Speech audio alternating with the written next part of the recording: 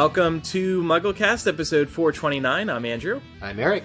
And I'm Micah. Oh, and we're all together again. Aww. Isn't this nice? Hopefully with a better recording setup than the last episode when we were all together.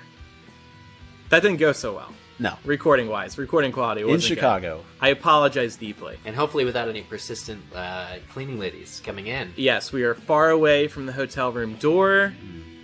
Maid service has already taken place and concluded for the day. They wanted 8:30 in the morning. Yeah, they knocked on the door like, hello. I'm like, okay, hi. That was actually the wake-up call that I ordered for us. Oh! Yeah, to knock on the door at 8:30. Combination. Only the best at this hotel. Cleaner and wake-up call, that's awesome. But we are in Orlando. Yes, we are here for Podcast Movement. This is a annual podcast conference. First time it's happening in Orlando. We said we should go to one of these industry events. We should meet with other podcasters, learn some things about podcasting, network.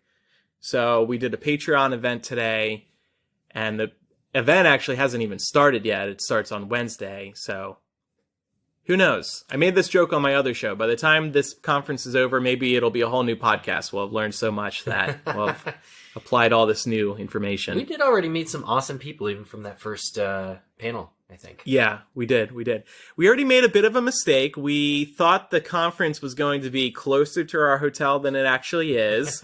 So we're a little further away. What's so funny, there's actually two entire convention centers between us and the convention center that's housing the podcast movement. Yes. Because the Hyatt Regency where we're at has a convention center, and then across the street from us, right across the street, is Orange County Convention Center. But the PodCon is at Shingle Creek. All the way away. That's okay, though. It's just a quick Uber drive away. And that's why we have your support on Patreon. It helps cover our flubs. Our Uber costs. It covers our Uber and costs. Uber drivers who go 5 miles an hour, if that, over speed bumps. It was half a mile per hour. We were in an Uber. She goes over 2 speed bumps. It was the slowest speed bump crossing I've ever experienced. I thought she was pranking us. I was like, what is happening? Hope you gave her 5 stars, though.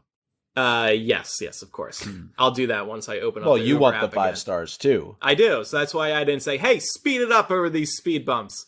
Anyway, the good news is we are surrounded by inns on Wizards Unite. Did you notice that, Micah? Have you loaded up I the did, app? but I'm still looking for those fortresses, because I want to just go sit somewhere in the hotel and battle for 5 hours. I could join you guys and get easy XP, and I will be at like level 9 before you know it. Yeah. That'd be great. Eric is still at level 5. I am. It's really, Well, you guys made a good case for it yesterday when we were in the Universal Park, pulling it open. You said it's like really interesting when you do that. there's a lot there. It's kind of surreal seeing an inn at Hogsmeade. Yeah. The Wizarding World Hogsmeade. It's very meta. You should be able to get like a special badge or something. Yeah, somebody was like, do they have special things in the park? I was like, nope. There's nothing. There's nothing No special. They got to look into that, though. They should do something. Yeah, absolutely. Huh. So, but no more excuses. You guys need to build up all your spell energy while you're here. Yeah. Nothing but inns. And I don't want to hear it anymore. No more spell energy excuses. I'm level 16, so That's pretty I'm good. not hurting too bad here. But I've been off the app so long. I'll boot it up right now. But I've been off the app for so long that when I come in, I think they've been incentivizing people to come back by giving them spell energy, like above their tolerance, like 160 out of 98 spell energy. So I'm gonna log in right now and see what my spell sitch is. And then Micah, we are going to talk about Harry Potter stuff today, believe it or not. But Micah, you got a massage this morning. I did. Good for you. Thank you. You look Thanks, looser. patrons. Yeah. Thanks, patrons. No. He did pay for his own card. Yeah.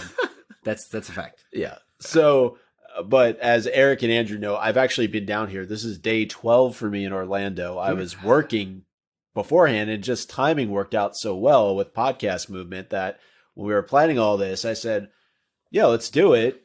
You guys come down. I'll meet you after the event is over, and we'll do this convention together. And it worked out really, really well. Yeah. And what's tomorrow's plan? A facial? A massage? No. Mani-pedi. If you worked for 10 straight days with 350 kids, I then understand. you would need a massage too. No, Mike- I don't blame you. Micah was kindergarten cop the whole time. Yeah, well, Eric still might go himself. Eric, they tried to do a couples massage this morning. Yeah. They were- It didn't work out. There was only one person doing it. Otherwise, they would have But yeah, I'm Boy. gonna get one tomorrow. Oh, are you guys in a relationship? No, we're just We want the discount. We're together through a podcast. We're colleagues. Yeah, we're colleagues. You I guys- swear. I clicked on Wizards Unite. It's not opening. Does this take forever for you It's guys? so too? busy. Everybody at Podcast Movement is eating up the data. No, okay. you haven't been in it so long. It's like clearing off the cobwebs. It has. So Micah and Eric both rode Hagrid's magical people are so used to me drawing breath now that they it's so remind fun to us watch to in do person. it. Yeah, it's a good Yeah. running joke. So, so Eric and Micah rode Hagrid's magical creatures motorbike adventure at the Wizarding World of Harry Potter Hogsmeade at Universal Orlando Resort on Monday, August 13th, 2019. And so we want to hear what you guys thought of it. Well, speaking of the name, though, Eric, didn't you get a couple suggestions from the bartender at the Hogshead about what they're calling it? Because they just can't. It's They really? too too long. are bewildered by the length of the name, apparently. And I personally, I think it's something you get used to. But our bartender, and I didn't write down his name. I was too busy writing down his suggestion. Tom, He called it, Tom. Oh, right, of the course. barman. Yeah. Duh. Or Aberforth. Yeah, Aberforth. 'cause it was the Hogshead. You guys should have just walked in there and been like, "Hey, Aberforth." So Give me one. Abe said he called it the Hagrid's Magical Hoedown on the Mountaintop Showdown Hootenanny Extravaganza Ride. That sounds fun. That's a little bit longer of a name, but a lot more fun. They said a lot, yeah, very, very fun. He said it very animatedly while he poured us a drink that was not on the menu. Ooh, Hogs tea. Ask for it next time you're there, Hog's tea. if you're of age. But yeah, I thought the ride was great. What do you think, Micah? Yeah. First, a little bit of backstory to Yeah. getting on the ride. So, Andrew and Eric, you both rode the ride earlier on in the day. Very lucky to get somebody from Universal who got you on the ride. We backdoored it. We got in through the You back cut door. the line. I love Hagrid's back door. They wouldn't have named it that if they didn't expect The us to blast say ended screw. it. But yeah, So, we, it took you all of what, maybe 20 minutes to get on the ride? Yes. Okay. Yeah. So for us, Eric waited for me. I was coming from work and met up, and we lucked out with a rain delay because what seemed to have happened was either it pushed people who are in queue off the line, and then the people who are waiting outside just started to dwindle down.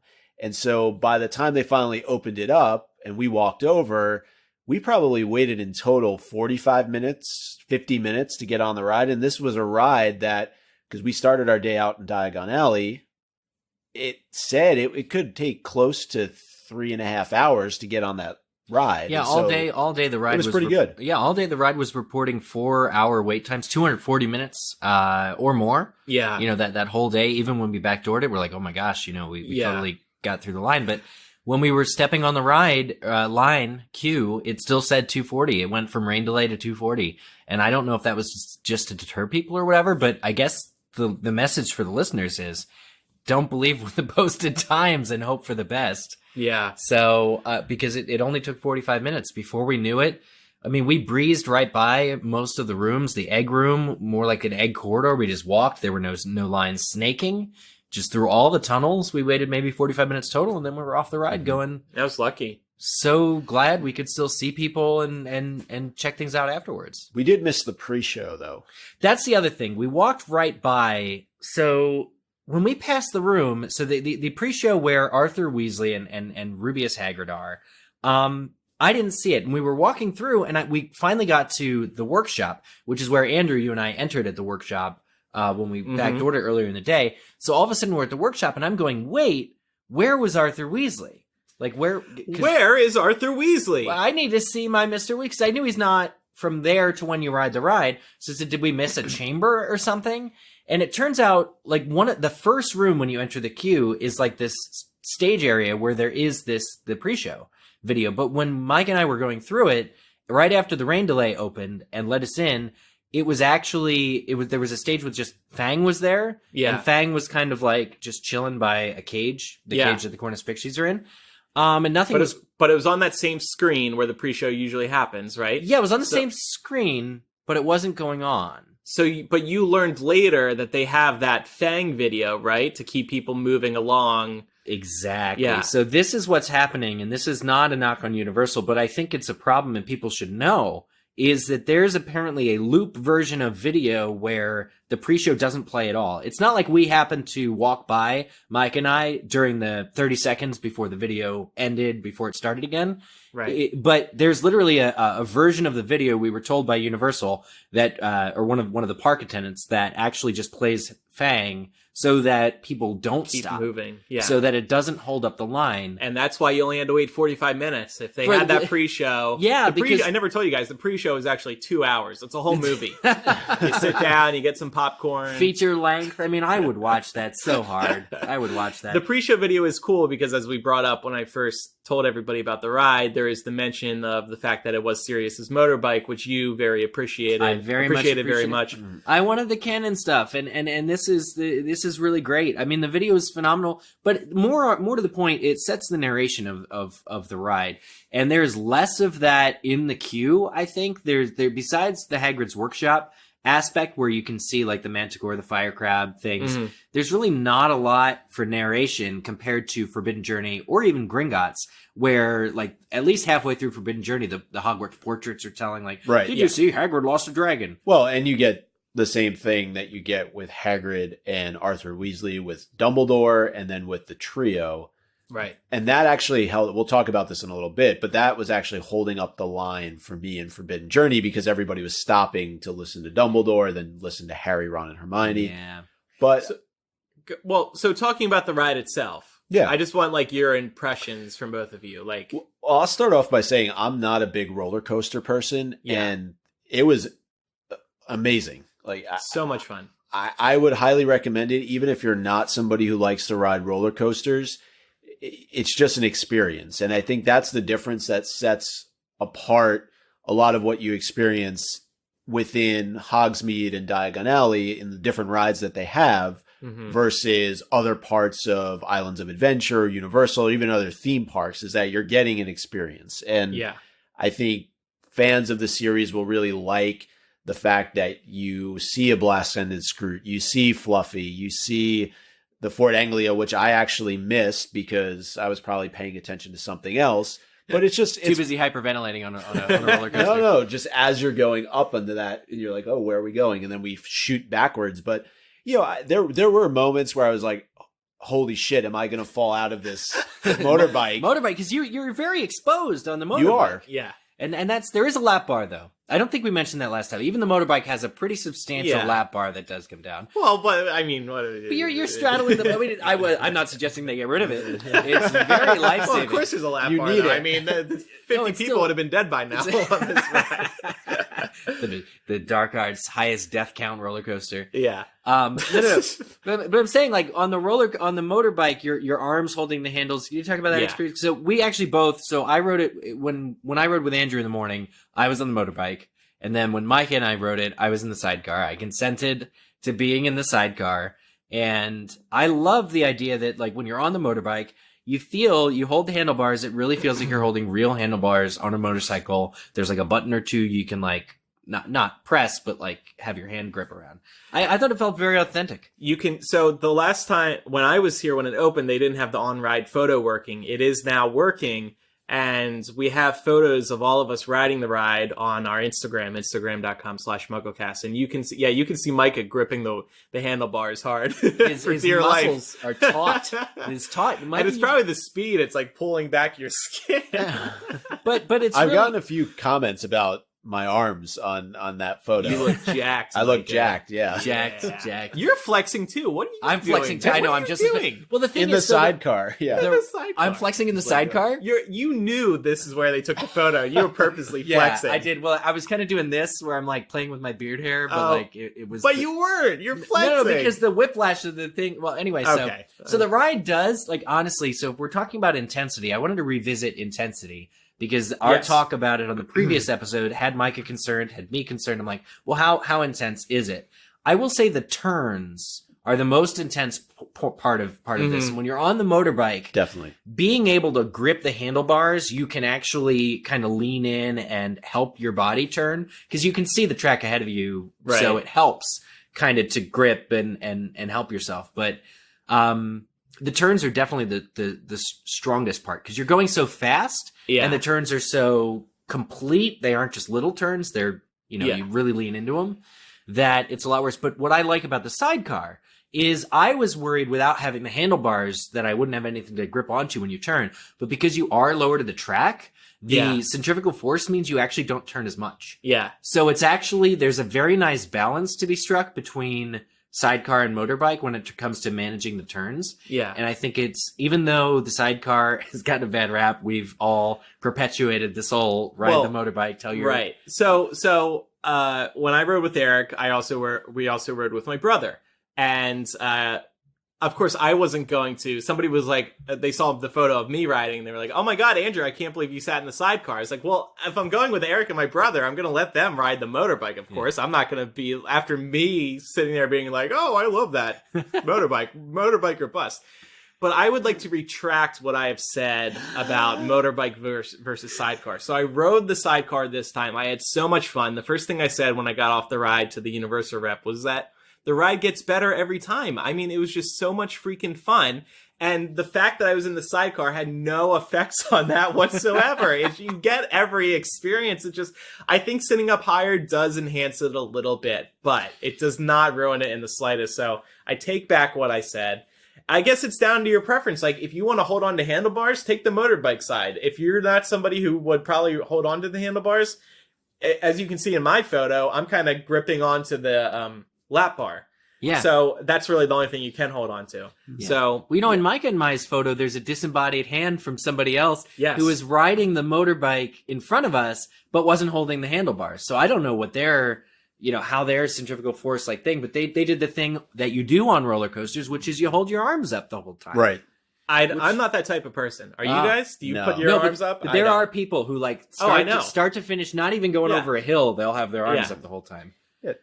I would say, too, that the ride is extremely smooth. If people are worried about getting rocked around like you do a bit on Forbidden Journey or even on Gringotts to some extent, that Hagrid's is very much so a smooth roller coaster ride. And despite the intensity that you talked about, you still feel very comfortable.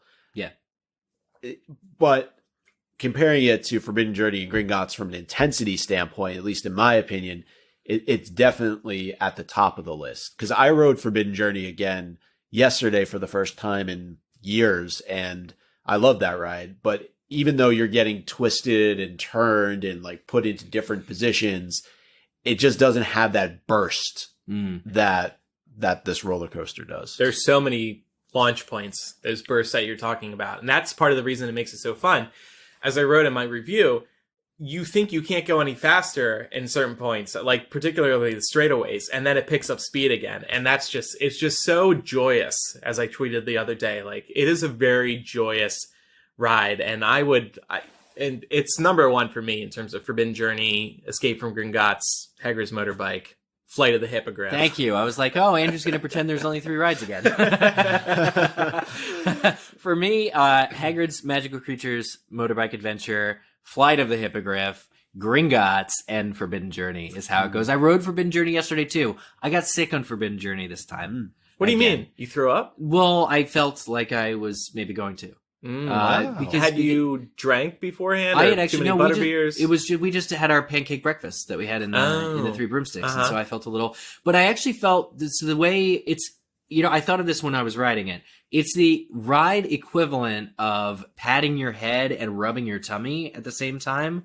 The ride does that because it's jostling, kind of the way it rotates you, where you're basically going in circles. My stomach just felt like it was being jostled. My stomach. Yeah. While the rest of my body was being, moved around. So I felt extra sensitive to it. And the video, when you're going, when you're chasing the dragon down, Hogwarts through the crevasse that's underneath the bridge, I actually felt a little tunnel vision by it. By the video for some reason. The something with the camera zoom that I never saw before or never noticed. And I think, didn't they recently upgrade to a 3D version of that?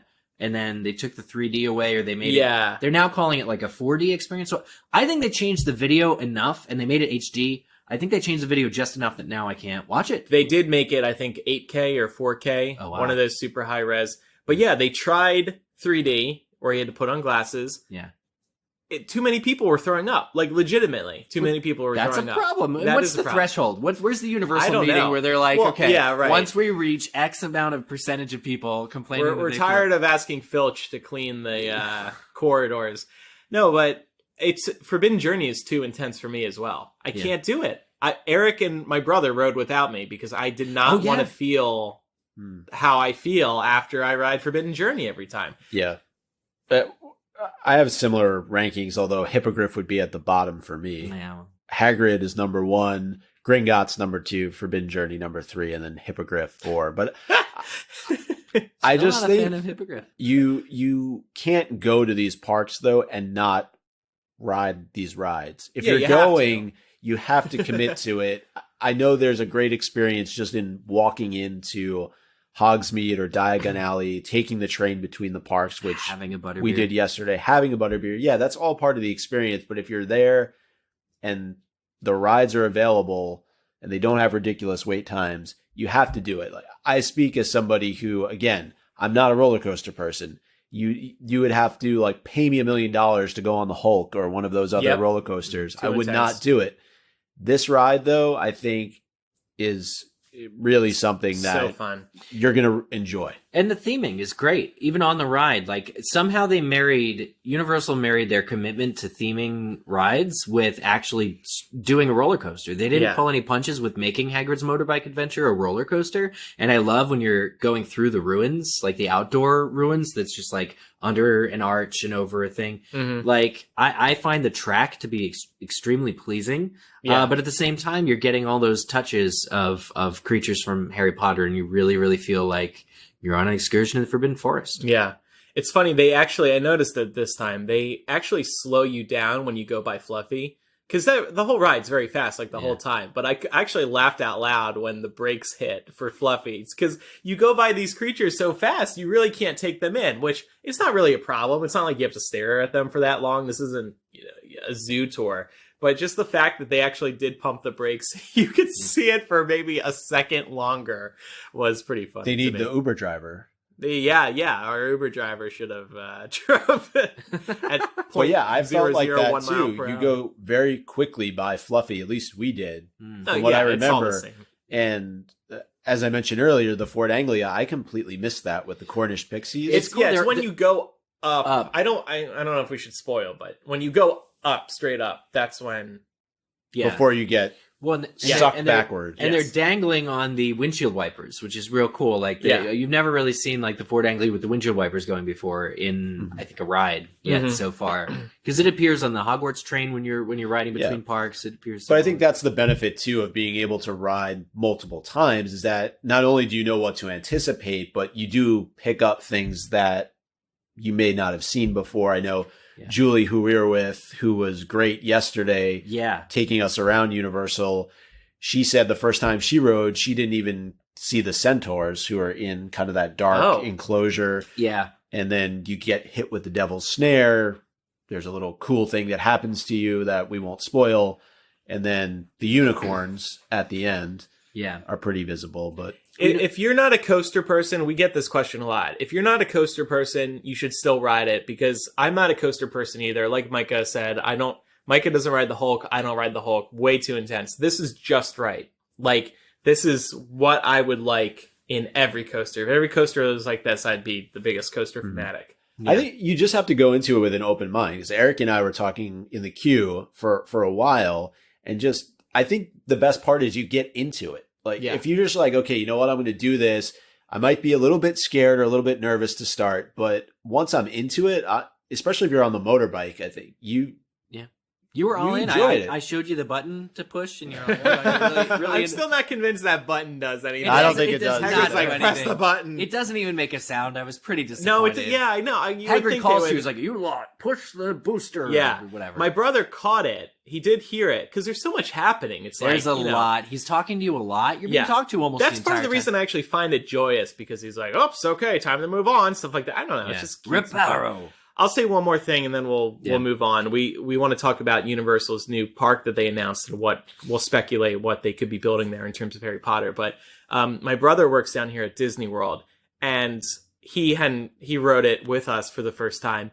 He absolutely adored the ride. He was screaming with joy, laughing the whole time, and he said it's the best ride he's been on down here. And this is somebody who's been on every Disney ride 30 million times already because he works down here, and Universal and everything. And I was really happy that he loved it as much as I did. And he's also a very casual Harry Potter fan. Like, this is a very big disappointment, and I'm not proud of it, but he's only read the first 4 books. And even somebody like him truly adored this ride and was just so into it, and that made me really happy. Take it at face value for what it is. It's just a very highly entertaining ride. Yeah. And you mentioned laughing out loud at the Fluffy slowing down. I laughed out loud right in the beginning. You round the very first corner, and Hagrid says, "Don't mind the Thestrals." Oh yeah. There's nothing there. There's nobody there. Have you seen anybody die? Because it's the Thest. Exactly. That's right. the joke. Yeah. It's a joke. It's like, you just don't see that. That's the easiest theming that they ever had to do on a Universal ride ever. Well, we should ask somebody who has unfortunately seen somebody pass if they can see the Thestrals. Yeah. Maybe Universal did some magic there. I don't know. Yep. And one other person I think we have to thank is Ashley. Yes. Who was really good about letting the ride had closed down for the day, by the way. Yeah. And capped out. Everybody who was going to get on that ride was already in the queue. Hagrid and the Beast were going back. Well, no, it was done, right? From what I understand, the rain came in, they cleared out everybody who was waiting outside to get in. Mm-hmm. There may have been a few other people who were already in the but building not for hours. But as we talked about, we didn't get the opportunity to see the pre-show, let's call it, with Arthur and Hagrid. She took us, along with Julie, thanks to Julie again for talking with Ashley. Yeah, flashing the badge a little bit. and got us in to see it. We were the only ones in there to watch it. And so huge thanks to her and her son Draco, by the way. Yeah. She named him Draco. Wow. What's his middle name? He cosplays. I didn't ask. So Scorpius. So definitely thanks to Ashley and yeah. It was a great day. It was a great day at the park. It was great being back at Hogwarts with you guys. And one other thing before we move on, you got to see the light show for the first time. Yeah. And you had seen this, you said? Yeah. Was it in Hollywood that you saw it, or just you? Andrew and I saw it, right? Yeah, nighttime lights at Hogwarts Castle. That's right. Was it still the house celebration? Yes. Yeah. Okay, cool. I thought that was great. Yeah. They project a light show onto Hogwarts Castle. They kind of bring the castle to life. It's a good reason to stay in the park the whole day. You see it after night falls. Very small window to see it, too, before they close. Because that was like the last thing we did before the park was closed. It was like 8:45. I want to say they were going to do another one because the way that they were moving us out and moving they do run it multiple up, times, I think. Yeah, there were only 2 shows last night. Might have been due to rain. Because it was raining pretty extensively. We're also going to talk about some of our favorite merchandise. There's something that I saw here last time that I'm really excited to talk about this time. Yes. First, we have a sponsor this week, and their timing couldn't be any more perfect because we're traveling. Woo! What's right behind me? Your suitcase. My away suitcase. My go-to suitcase. It looks great. It has 4 360-degree spinner wheels, so it moves around easily. It's got compression straps so you can fit a ton and squeeze it all down. It's lightweight, and it has an optional USB battery pack built into it. That was so helpful for me while I was walking around the parks yesterday. I didn't bring my suitcase, but the battery pack can pop right out of the suitcase. Mm-hmm. You can slip it in your pocket, and then you got a backup battery for the day. Yep. That's my favorite part because obviously when you're traveling, you're probably using your phone more and you need juice. There are 2 USB ports built right into this battery, which has a special spot right on the top of the suitcase so you can always access them. And you love yours too, right, Micah? You have one? Yeah, I do. And I didn't bring it this trip. Like I mentioned earlier, I'm here for, in total, what will be 2 weeks. So I don't have the larger away suitcase. I have the smaller one. But I will tell you that I used it. I believe it was 10 flights in 5 weeks, something to that effect. And I used the away suitcase the entire time for all of those trips. And it was just... It's perfect. Because as you mentioned, I'm one of those people who don't like dragging my suitcase through the airport. And I don't like the other people who do it too because they don't pay attention to what they're doing. Yeah. The fact that you can just kind of roll it alongside you. And you mentioned the charger. It's great when you're sitting there waiting for your flight, especially if, like me, you get delayed all the time. You can plug your phone in. It's such a nice suitcase from a feature standpoint. It just goes right overhead when you get on, too. Yeah, it looks great. And you were looking for a laundry bag this morning. I was. I was thinking about if he had his Away suitcase because it comes with a washable laundry bag. Yep. And Away believes in their product. It comes with a lifetime warranty and a 100-day trial, free shipping, and the carry-on sizes are compliant with all major airlines, like Micah mentioned. It fits right above you at your seat. We want you to get one of these. It's one of the products that once you buy it, you become loyal to that brand and you never want to try another competitor again. I want to stick with Away. We heard something outside. There was a huge stroke of lightning. Oh my gosh. Yeah. Florida. So anyway, also lightning resistant, I hear these Away suitcases are. Let's throw it out the window and try. So anyway, for $20 off a suitcase, visit awaytravel.com/MuggleCast2019 and use promo code MuggleCast2019 during checkout. You'll get free shipping, the lifetime warranty, and the perfect suitcase. Truly, this is the only suitcase I've been using, and I freaking love it.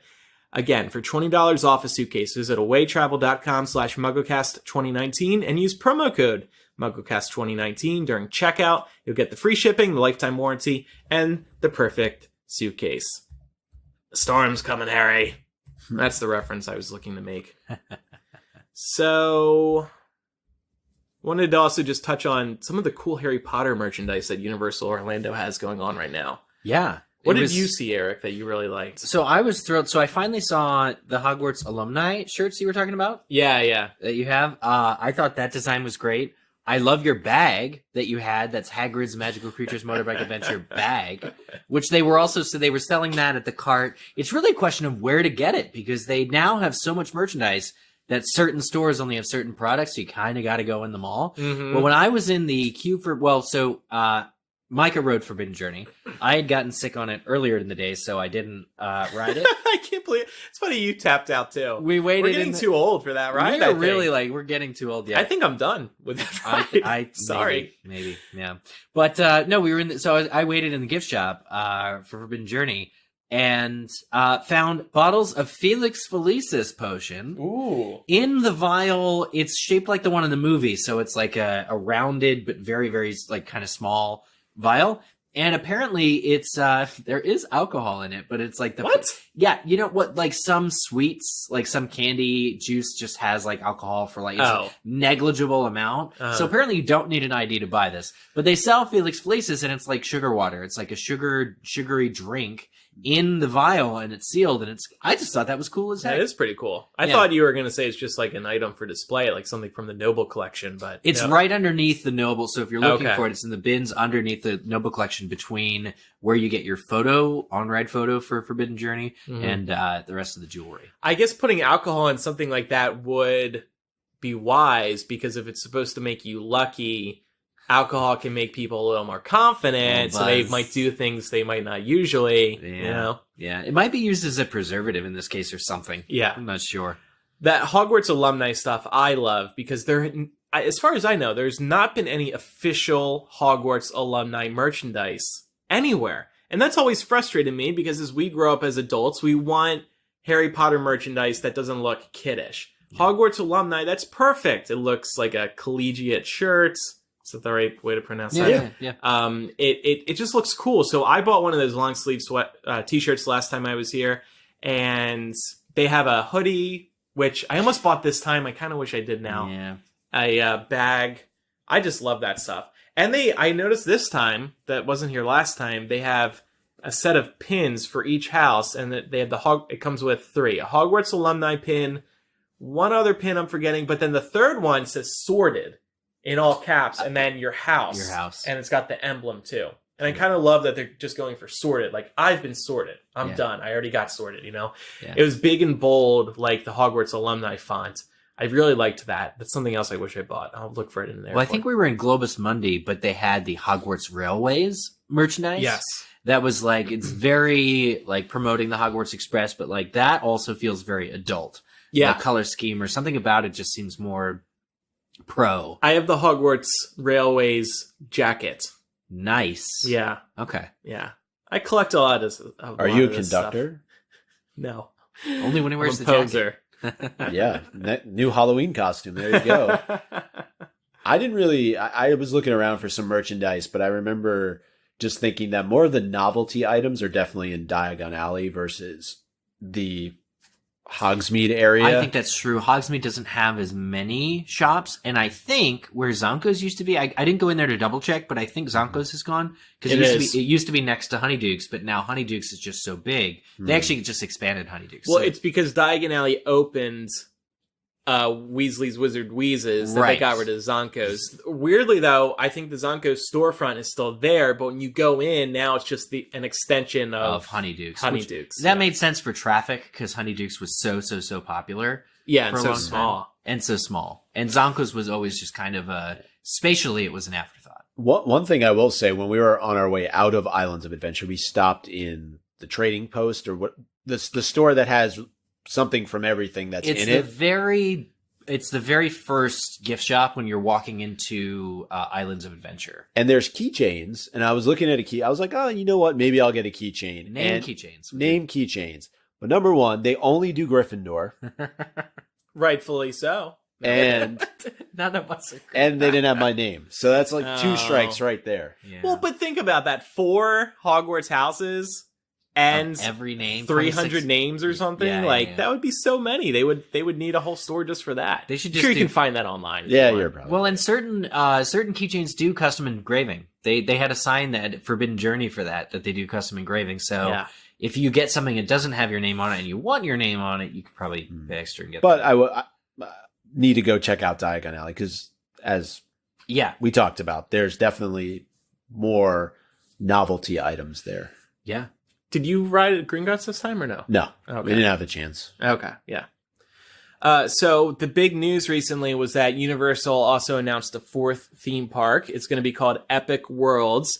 It's actually going to be, guys, if you look to my right, I see that big plot of land over there. Just all that flat land over there. Huh. I think that is where Epic Worlds is actually going to be. We're near the Orlando County Convention Center or whatever. Orange County Convention Center. And so this one is actually going to be kind of far from the other 3 parks, Islands of Adventure, Studios, and their water park. Volcano Bay. Yeah, it's all kind of part of one resort, but this one's going to be separate. In addition to it being a theme park, there's also going to be hotels and shopping attached to it. So it'll feel like its own resort, I guess. They did not share what lands are going to be within the park. Presumably, there's going to be a Harry Potter or a Fantastic Beasts one. There's probably going to be a Nintendo one that's already been announced for Japan and Hollywood. There's a rumor that there will be a How to Train Your Dragon land. There's a rumor that there will be a Universal Monsters land. And I think that's the 4. That are rumored. Oh, Universal Monsters Land. That would be kind of cool. Yeah, so Frankenstein and the Mummy. The Mummy. Yeah. All those. Yeah. That takes me back. Because they have a monster museum in Studios proper, which is, it's right next to T2, where T2 is. Okay. And they have the Mummy ride in there, too. Oh, and the Mummy ride? I forgot about that. The Ceiling of Flames is my favorite part. I love that ride. That effect is so cool. So we heard from Universal Park employees, take this with a grain of salt, but we've heard it's probably going to be Fantastic Beasts. Probably. That's what you guys heard? Yeah, and there's nothing else to do Harry Potter wise. We don't think that we could, they couldn't be anything else that they would do Harry Potter wise, because you have the London side covered and the Hogwarts Hogsmeade side covered. There's really nothing else in Harry Potter that you could tap from. Mm-hmm. So I think it would be a Fantastic Beasts to also invigorate the new series. We talked about this all the time on MuggleCast, how it's kind of weird. They haven't really, they don't sell any Fantastic Beasts merch. The exception's the Niffler. There's a stuffed Niffler plush you can get now in the park. That's basically it. So I think it makes sense if they move on to do a Fantastic Beasts park with it's their IP. They own it. So why not? My understanding is that they have to keep Harry Potter and Fantastic Beasts separate. That's why you don't see Fantastic Beasts books for sale in the Wizarding World, because it's the Harry Potter timeline these 2 lands exist in.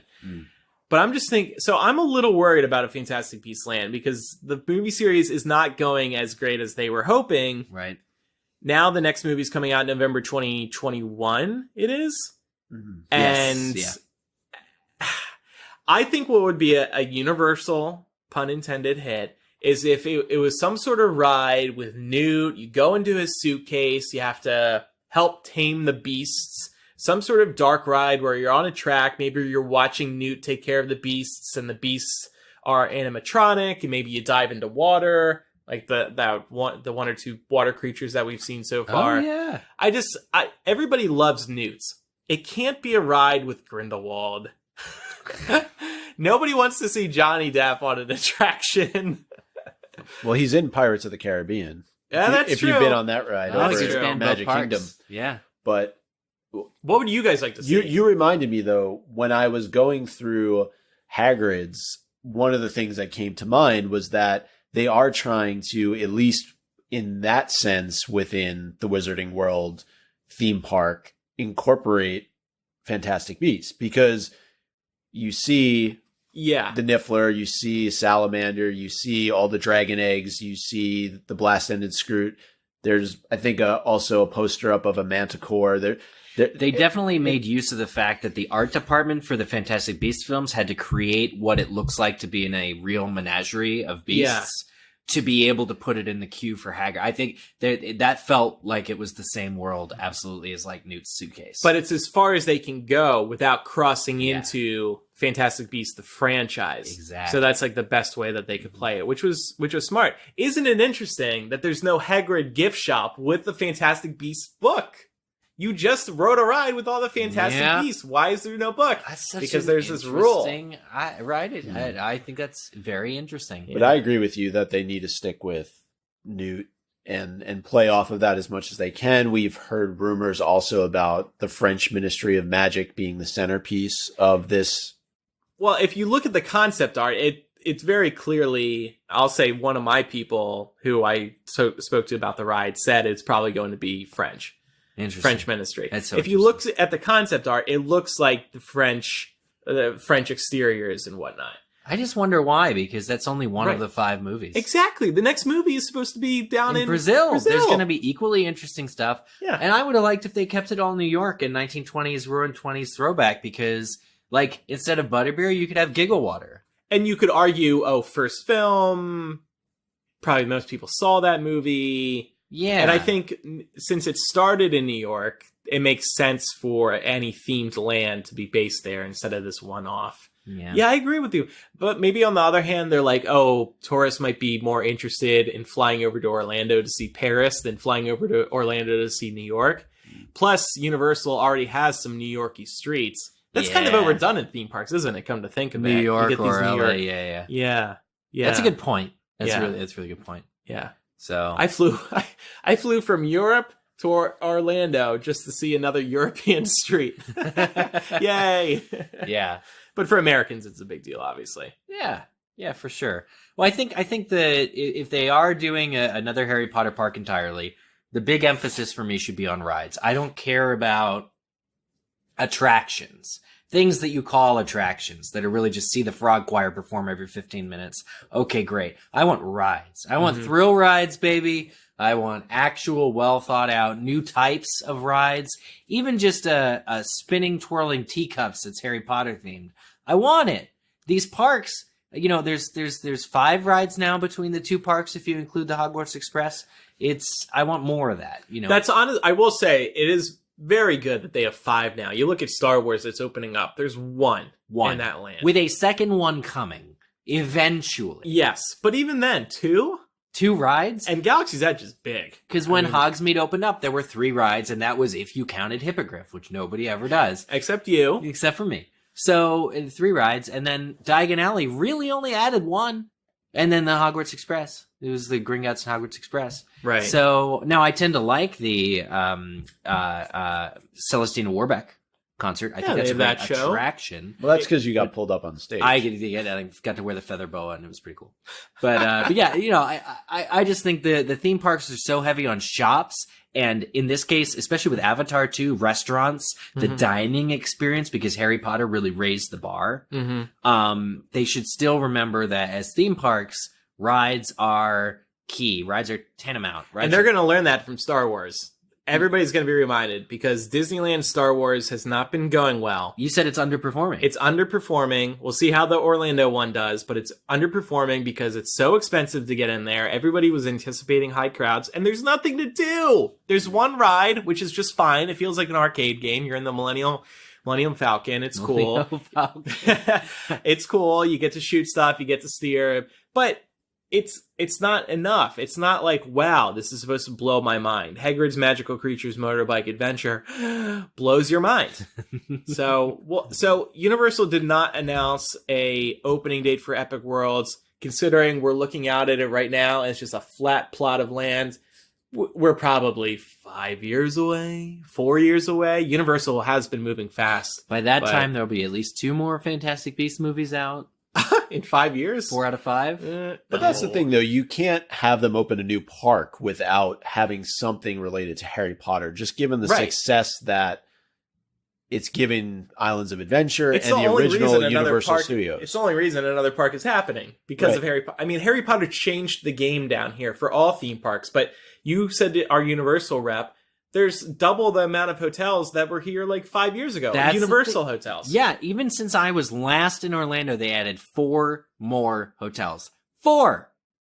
I was already, there were 4 hotels the last time I was here. Now there's 8 or whatever. And they're all the new hotels, which Aventura, which we're going to be in 2 days, we should mention. And Endless Summer. There is Endless Summer, Dockside, Endless Summer, Surfside, and Sapphire Falls. So that's 5 new ones. And Cabana Bay opened with Diagon Alley. Yeah, and Cabana Bay I've been to, but that was the last run. The newer hotels are a little closer to where Epic Worlds is going to be. Mm-hmm. And so I think they're really banking on eventually those being the hotels you go to if you really want to check out the new park. Plus, there will be hotels as part of Epic Worlds. I mean, who knows? I mean, you look at, again, Disney's building a Star Wars hotel. Could they build a Harry Potter hotel at Epic Worlds? That would be the best. We'll see. So I think that's all we have to say right now about all of this. I'm excited to see what Universal has to do with Fantastic Beasts. I don't. We're probably not going to get any more rides at Hogsmeade or Diagon Alley. While I don't think there's room. There's no room. Not counting the rest of the park. Just make it all Harry Potter. Well, I'd like to see them do more with islands, more of the other lands and expand there. Mm-hmm. They've added a ride here or there. Jimmy Kimmel's fairly new, the new King Kong. But for the most part, ever since Harry Potter came, that's been the new section of Universal. Yeah. And now that we're getting on 10 years, you really think they could add a new update that was like substantial to the other parks. I could see them getting rid of the Hippogriff ride, though, and not putting up another ride, but putting something else there. Because, lockers. Well, no, I mean, that side of the park lacks the shopping experience that Diagon Alley has. So you could add something more there. I'm just saying you have Hagrid 1. Yeah. Why do you need Hagrid 2 right next to it? It just doesn't make a lot of sense. I think they complement each other because the Hippogriff ride adds unprecedented views of the castle. Because when you're on Forbidden Journey, you're in the castle. You never leave the castle. So seeing the castle that they built from the top of the crest of the hill, that is cool. I think is just a good experience. Or it could become part of Hagrid's queue, depending upon how popular that ride is. Yeah, I don't know. But if one of you guys hears that they're officially closing Hippogriff, let me know. I'll book my flight. I'm going to come down here, ride it 100 times. Oh, it's going nowhere. It's for kids. By the way, we'll also just point out, little sidebar. Theme park sites, they follow all the trademarks and patents and stuff. Universal filed a patent for a Tower of Terror-like ride. I saw this. Here comes the Astronomy Tower of the Dumbledore's Magical Astronomy Tower of Terror. I mean, it's uncanny. I looked at the schematics you shared on Twitter, and I thought, my God, they've done it. They've taken it seriously. Here it comes. This is going to be one of those classic situations of getting. So, are you saying though that kids cannot get on Hagrid's Magical Creatures Motorbike Adventure? Did you say that? I didn't. Well, you said Hippogriff is a kid's ride. Hippogriff, Flight of the Hippogriff is a kiddie ride. Right. Yeah. But how old do you think you have to be to ride Hagrid? No, my point just is that's a nice little ride for kids who are basic Harry Potter. Sorry, not basic Harry Potter fans. That sounds mean. Who are simple Harry Potter fans? Die-hard Harry Potter fans. No, okay, die-hard Harry Potter fans who look at Hagrid's Magical Creatures Motorbike Adventure and say, "Oh, that's too intense for me." You know what I mean? It's just caters to a certain audience. That's all. Well, we that's actually so small. Heard a story too about the opening of that ride. Kind of unfortunate. Yeah, there was a cast member who was unable to ride Hagrid due to height restrictions. Hagrid, Magical Creatures Motorbike height Adventure. restrictions? Mm-hmm. Yeah. No. Okay. If you think Too about tall, it, huh? That's interesting because Hagrid is a half giant, so you'd think Hagrid, a Hagrid-sized person, would be able to ride that. So, no.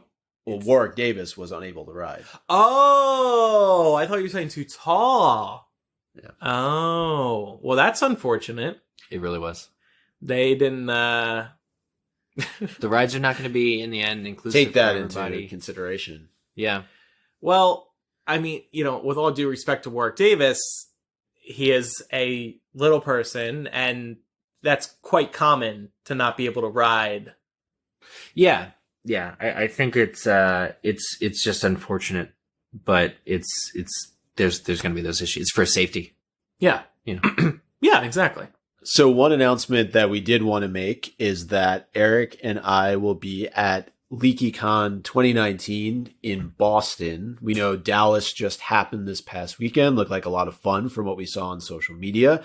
Obviously, we couldn't be there because we're here, but that'll be happening October 11th through the 13th at Seaport Hotel and World Trade Center, again in Boston.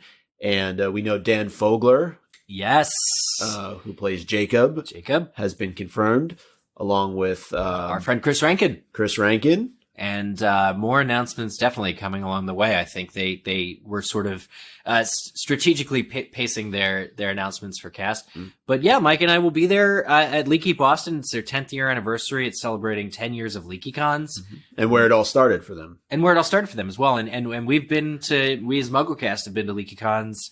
I think one of my favorite shows we've ever done has been at LeakyCon in 2012, our 7-year with Ivana Lynch on the podcast. And she wore her original MuggleCast Silhouette Shadows shirt. That was very sweet. It was a lot. That was a lot of fun. So yeah, we're really super excited. The schedule is coming this month, by the way, which we're working on what kind of panels we'll be on. But I know that Mike and I are both going to be pretty active over the weekend. And if you're thinking of coming, we have a promo code for everybody. So as a matter of fact, for Leaky Boston, check it out. Take a look. If it's something that you want to sign up for, use code MUGGLE or go to LeakyCon.com/MUGGLE and you get $10 off your registration to Leaky Boston. And that's something that's a promo we have going from now until the con.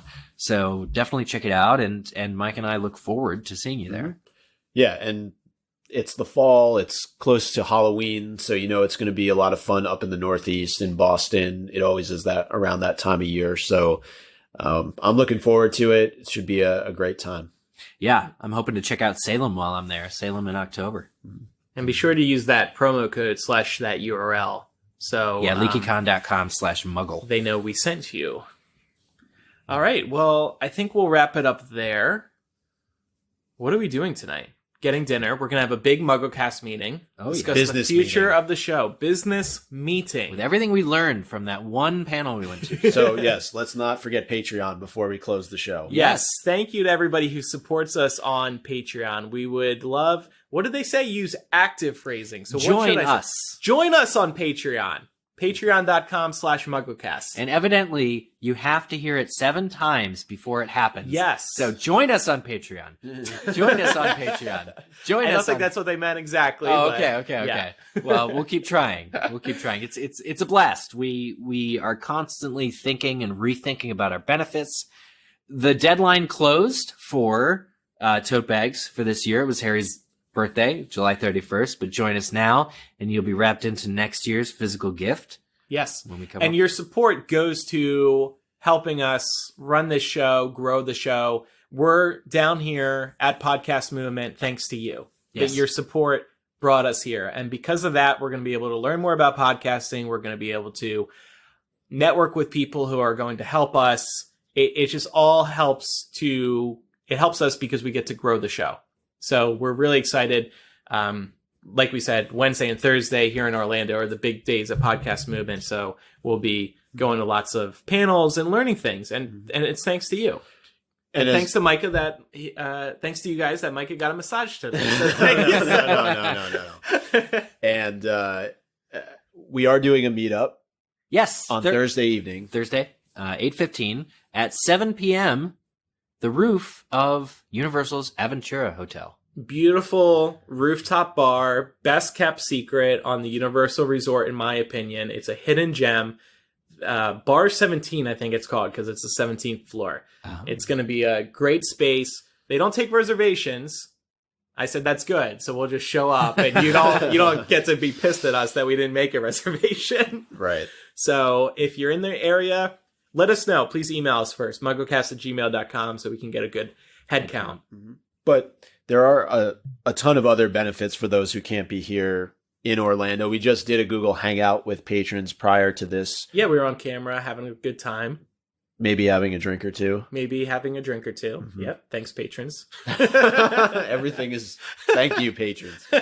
But I bought a new car. Thanks, patrons. No, I'm kidding. But there are. I mean, we talked a lot about the physical benefits of in terms of the gifts that we give out every single year. The bonus MuggleCast, I know people really, really enjoy. And you get to hop into our recording studio. Yeah. You get to listen to us record each episode live, which is always really interesting because you get an uncut version of the show. And one of the things I thought that was well received at the session we were just at is we talked about how we offer listeners the opportunity who support the show to join the show, to actually be on and co-host with us. And I think a lot of the other podcasts that were in the room thought that was something that they should consider moving forward where it's possible. It was a room full of podcasters on Patreon, and they kept talking about benefits, but nobody was talking about co-hosting. Yeah, I kept going to Andrew. Micah was like, we need to tell everybody about this benefit. There were 30 podcasts represented, and none of them allow people the opportunity to come on and co-host the show like we do. So thanks, everybody, for your support. It means the world to us, and it lets us do things that we wouldn't have been able to do otherwise, like get massages in Orlando. So it's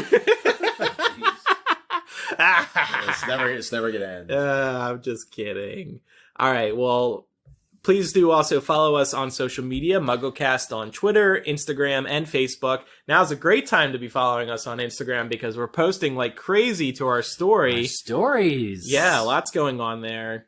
Get this, everybody. How perfect is this? One of Podcast Movement's backdrops is Hogwarts Castle because we're here in Orlando. Oh, yeah. So we took a photo.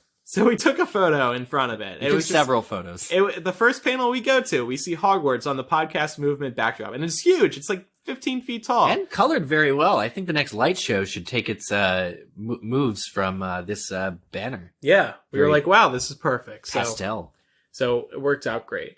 MuggleCast@gmail.com if you have anything to say about today's episode. And be sure to leave us a review on iTunes or wherever you listen to podcasts if they allow reviews. We would really appreciate that because it helps us be discovered by new listeners and it keeps those reviews fresh, which is important to us as well.